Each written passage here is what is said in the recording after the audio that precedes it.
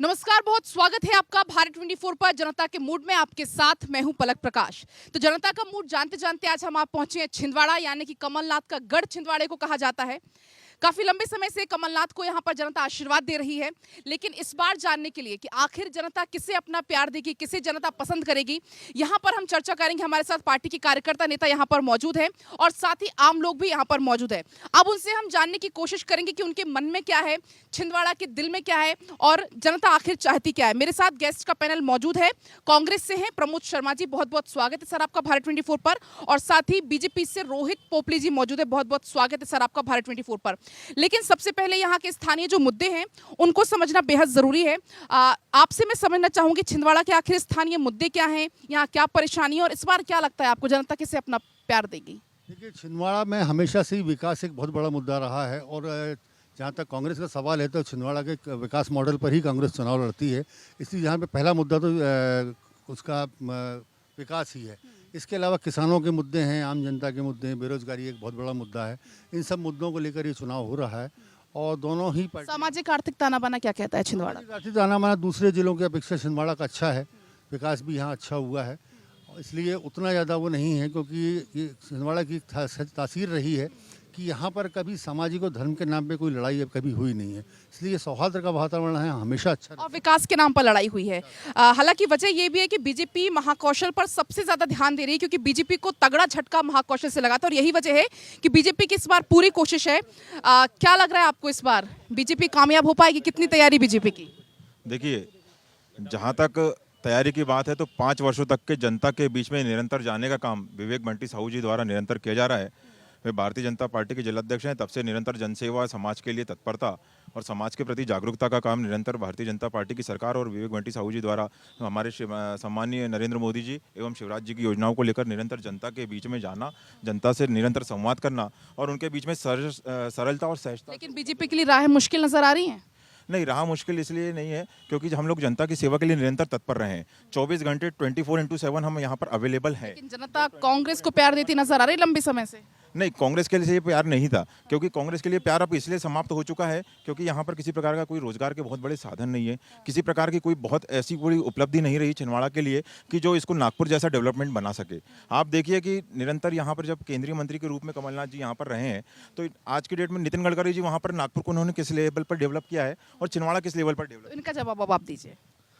Bharatiya Janata party के पास बताने के लिए छिंदवाड़ा में कुछ भी नहीं है और ये बड़े निराशापूर्वक चुनाव लड़ रहे हैं।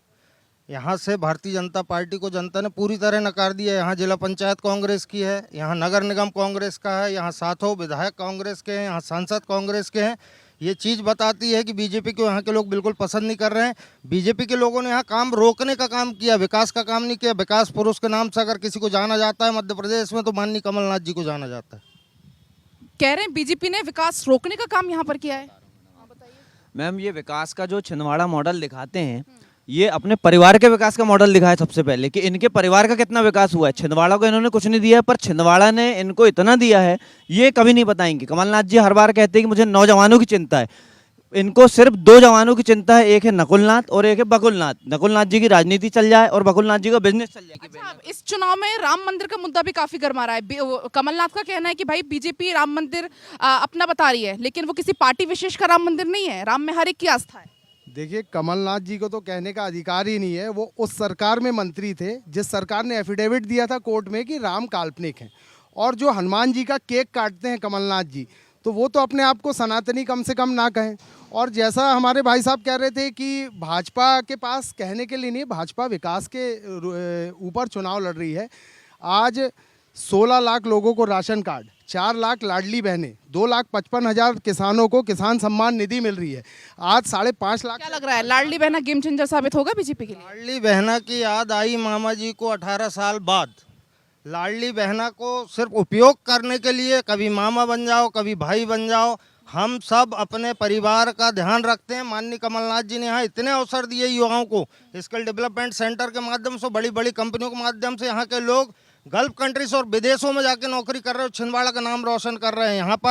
यहाँ रोजगार की क्या स्थिति है? यहाँ विदेशों में तो नाम रोशन हो रहा है, छिंदवाड़ा का हो रहा है रोशन? छिंदवाड़ा में रेमंड है, छिंदवाड़ा में हिंदुस्तान लीवर है, छिंदवाड़ा में स्किल डेवलपमेंट सेंटर है, लोग स्वरोजगार के क्या कह रहे हैं, क्या कह रहे हैं? ये तो यहाँ का युवा खुद पढ़ाई कर रहा है अपने परिवार के उसमें और अपने दम पे वो जाकर के कमलनाथ यदि विकास किया रहता तो छिंदवाड़ा के अंदर में आप 40 वर्षों से यहाँ पर राज कर रहे हैं, तो यहाँ पर उद्योग मंत्री रहते हुए आपने बताइए उद्योग क्यों नहीं आए? उद्योग, हाँ उद्योग बताइए।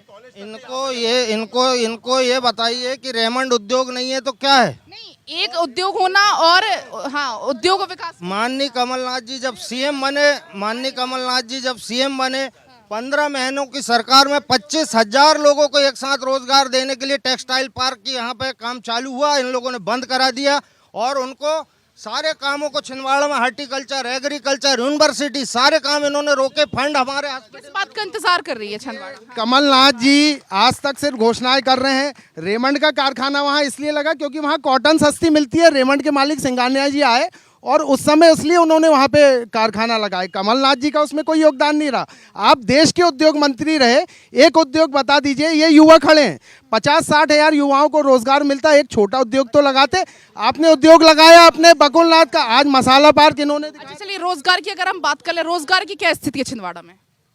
माननीय कमलनाथ जी ने जिस तरीके से छिंदवाड़ा में विकास कराया है, यहाँ पर हर युवाओं के लिए अवसर है। 5वीं से लेके अगर कोई बच्चा नहीं भी पढ़ पाया तो स्किल डेवलपमेंट में वो अपने आप को स्किल करे, उसके बाद जॉब लगाने का काम माननीय कमलनाथ जी कर रहे हैं। अगर बच्चा आप क्या काम करते हैं? हाँ, तो क्या स्थिति है छात्रों की, स्टूडेंट्स की यहाँ पे? यहाँ पे कमलनाथ जी के द्वारा कुछ भी रोजगार नहीं दिया गया है और जो उनकी कंपनी में जहाँ जहाँ उनके शेयर है और साथ साथ जो उनके बेटों द्वारा कॉलेज संचालित किए जाते हैं, छिंदवाड़ा का ऐसे बच्चे नहीं होंगे उनकी गिनती में जिन्होंने उनके कॉलेज पे आके शिक्षा ग्रहण की है। इनका जवाब दीजिए। देखिए सामने सामने युवा भी मिल गया, सिर्फ दावों से कुछ नहीं होता, युवा की बातें सुनिए, इनका जवाब दीजिए। क्या है, जैसा इन्होंने कहा कि कोई रोजगार नहीं दिया, मैं बोल रहा हूँ कमलनाथ जी के अलावा यहाँ कोई रोजगार दे नहीं सकता।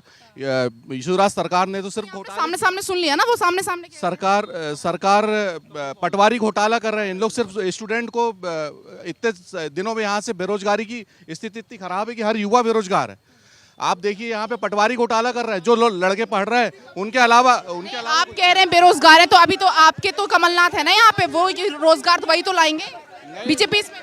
तो भाई शिवराज सरकार ने घोटाले पे घोटाले किए जा रहे हैं। आज कमलनाथ जी की बात करें आप तो कैंपस यहाँ पे लाते हैं हर साल कम से कम सैकड़ों हजार, नहीं कम से कम 50 यहाँ पे। क्या कह रहे हैं?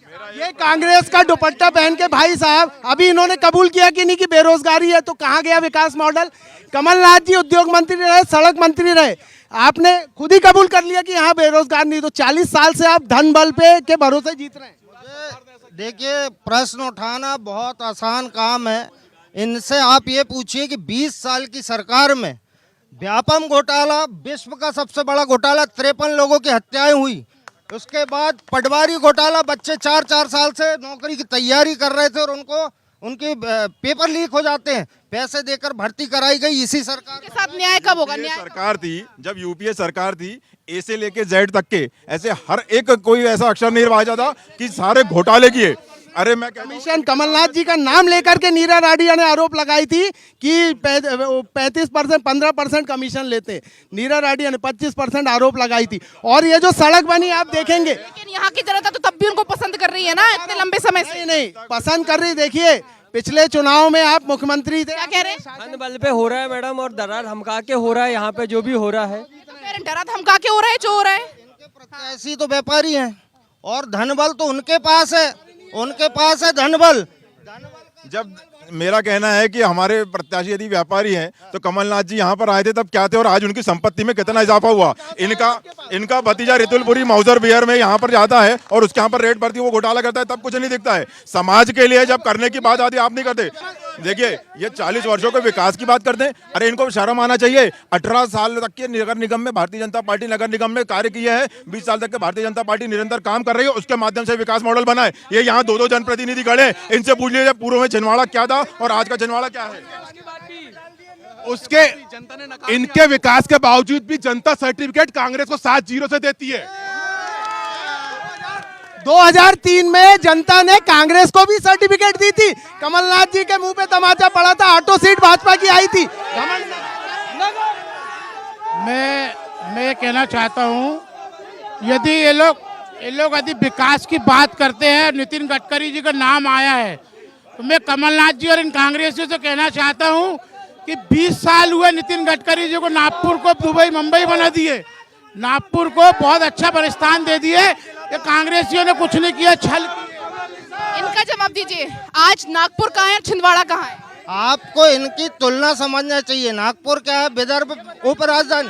एक मिनट, महाराष्ट्र में विदर्भ जो है एक अलग पहचान रखता था। हमारा छोटा सा जिला था, पिछड़ा हुआ जिला था, उसको अगर मॉडल बनाने काम किए, साथ में 2400 बेड का हॉस्पिटल, 2400 बेड का हायर सेकेंडरी एजुकेशन के सर्वे में छिंदवाड़ा ने भोपाल इंदौर को बीट करके आगे। एजुकेशन को देखिए ना, आज सड़कों में बच्चे उतर रहे हैं, उसका पेपर देख लीजिए। 1 महीने से सरकार ने क्या करी, उच्च शिक्षा मंत्री क्या एक बार छिंदवाड़ा आया, छिंदवाड़ा को एक बुधनी और छिंदवाड़ा के विकास देखा जाएगा, बुधनी में क्या विकास हुआ और छिंदवाड़ा में क्या विकास हुआ।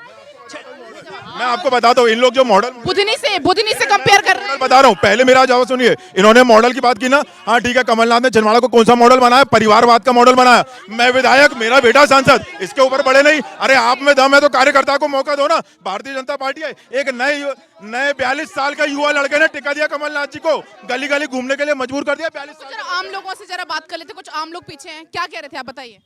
मैडम, कमलनाथ जी ने 45 साल में यहाँ पे सांसद प्रतिनिधि रहे, लेकिन यहाँ के युवाओं को हमेशा गरीब और बेरोजगार रखा है। इन्होंने कभी रोजगार, केंद्रीय विद्यालय दिए कमलनाथ जी ने। छिंदवाड़ा एकमात्र जिला है जिसमें 7 केंद्र। क्या लग रहा है आपको, बीजेपी या कांग्रेस?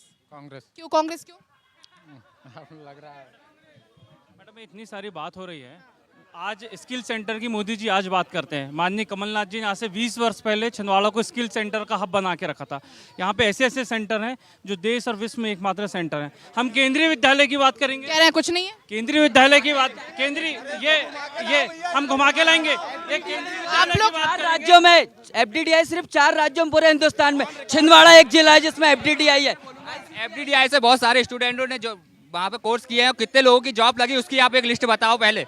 वहाँ पर एक भी बच्चे की वहाँ पर जॉब नहीं लगी है। FDDI से ये सब सनातन धर्म के विरोध में तमिलनाडु के करुणानिधि के बेटे बोलते हैं कि सनातन कोरोना है, डेंगू और सनातन को जड़ से खत्म करना माननीय कमलनाथ जी और कांग्रेस पार्टी इसके विरोध।